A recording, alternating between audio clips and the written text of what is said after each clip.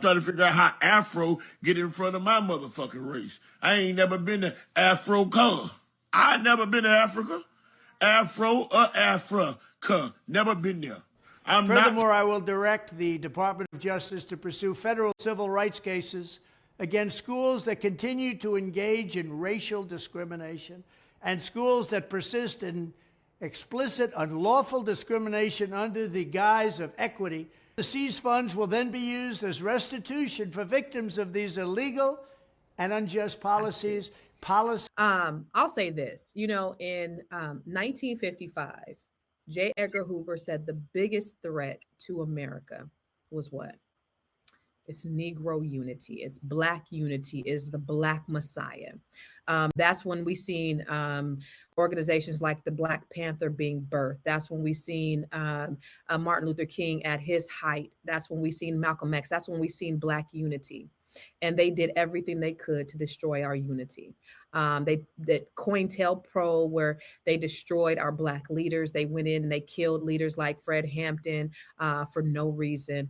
They put crack in our communities. And then they had the mass incarceration, which has been going on since after slavery, right? So we know that there is a war. There is a intentional war against Black people.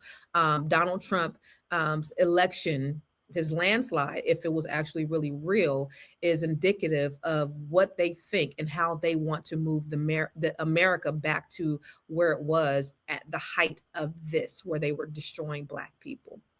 They are taking the history out of our schools. Donald Trump said that he will give reparations to people who were injured by this quote unquote equity, this DEI that's happened. He's going to give reparations to white people.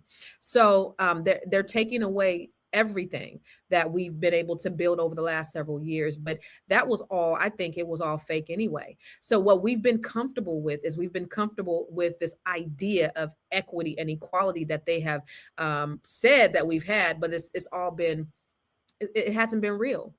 And so what we have to do is we have to stop and we have to come back from this bullshit of I'm this, I'm that, and separating ourselves.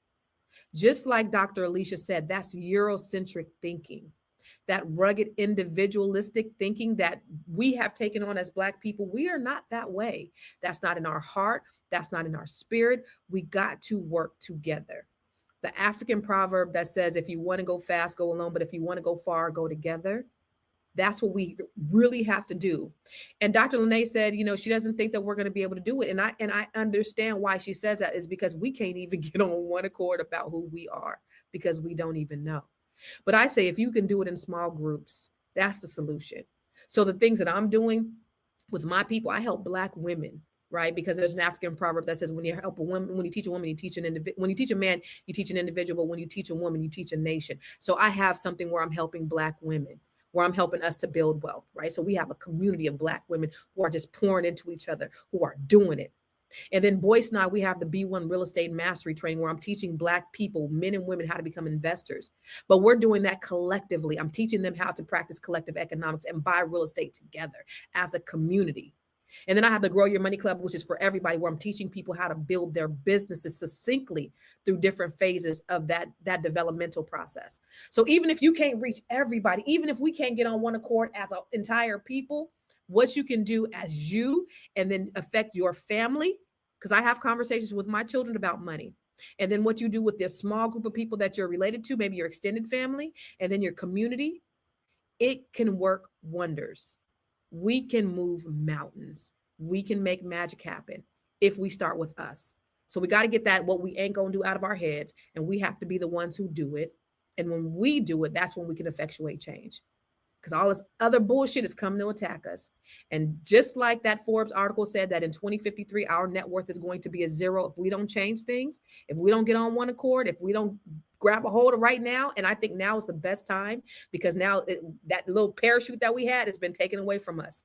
And they're very intentional about their willingness to destroy us as Black people.